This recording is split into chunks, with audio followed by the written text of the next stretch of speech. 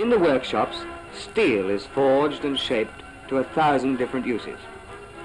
The network of lines of the Queensland Government Railways extends over 6,666 miles. Maintenance, repairs and new construction for the system are carried out by the Ipswich shops. The 6 years of war were a challenge to the Queensland Railways. A staggering tonnage of men and materials was carried by its lines when Queensland was a forward base against the Japanese thrust.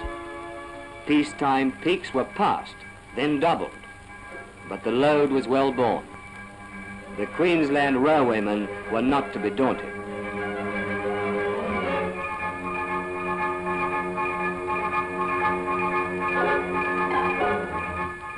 The men who work in these shops have a feeling about the job.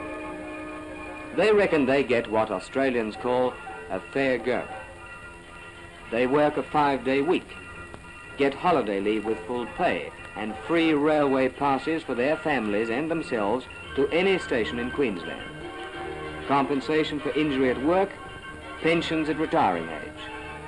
They work with a sense of security, the most important step on the road to happiness.